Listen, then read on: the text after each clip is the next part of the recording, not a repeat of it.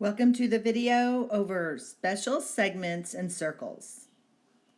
Today we're going to talk about segments that intersect inside of a circle and segments that intersect outside of a circle. So let's look at intersecting inside of a circle first.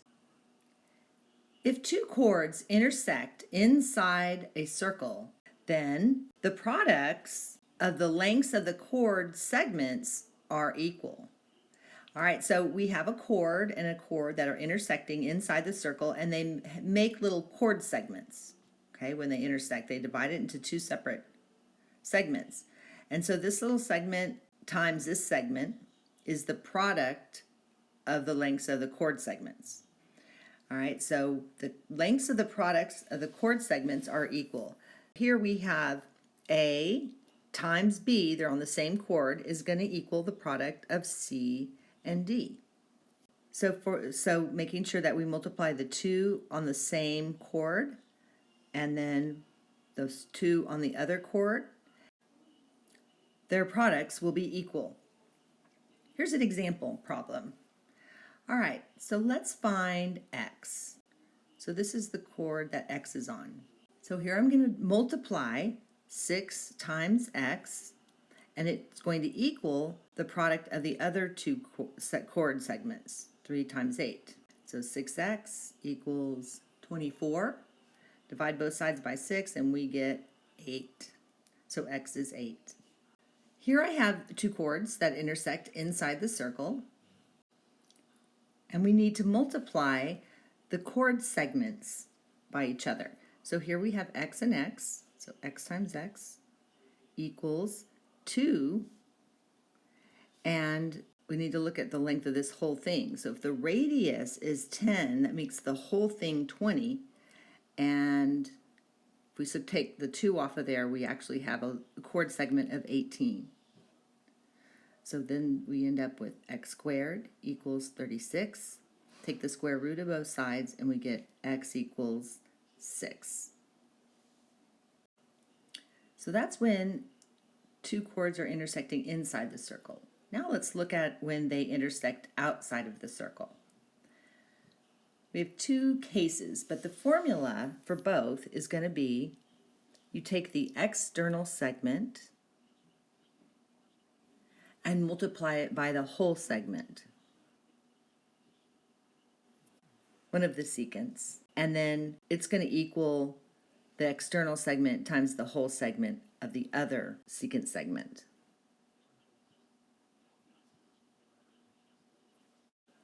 So the formula is external segment times whole segment equals external segment times whole segment. Okay, so we look at our first one. We have two secants. Okay, and we have a whole segment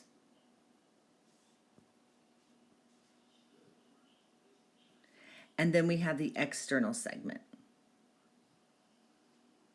So our formula would be external segment is segment AB, and then the whole segment is segment AC.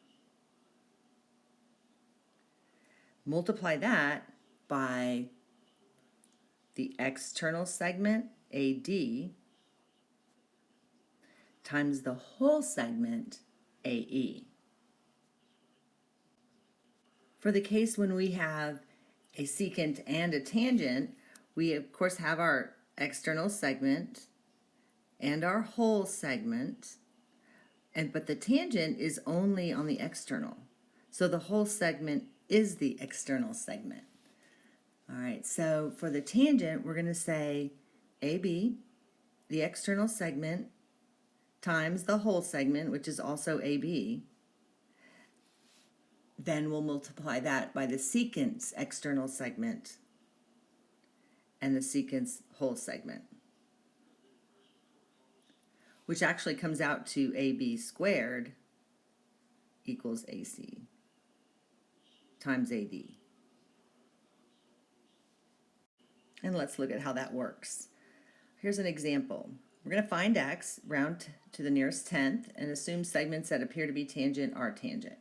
So let's look at our first one. We have a tangent and a secant. And our formula is external times whole equals external times whole. All right, so the external and the whole for the secant for PY is going to be the same thing. So 3.3 times 3.3. And that's going to equal the external segment, 2.2, times the whole segment. And that's 2.2 plus x.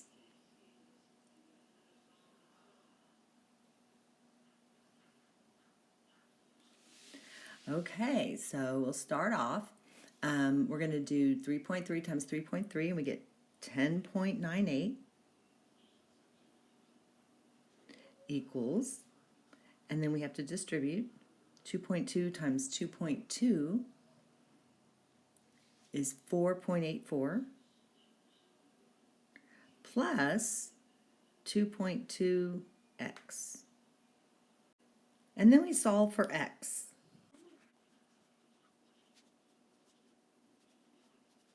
And we get x equals 2.8. Okay, let's do the next one. Okay, it looks like I have two secant segments, so I have external and internal. One of the things I'm noticing right away is that we have tick marks here, so we know that's 8. So we have our remember our formula is external times whole equals external times whole.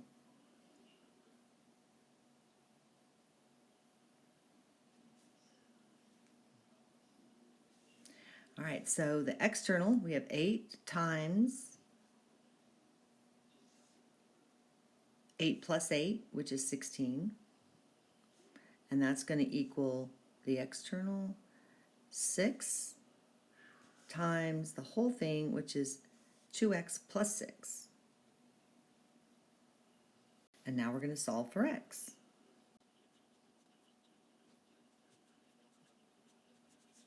And x equals 7.7.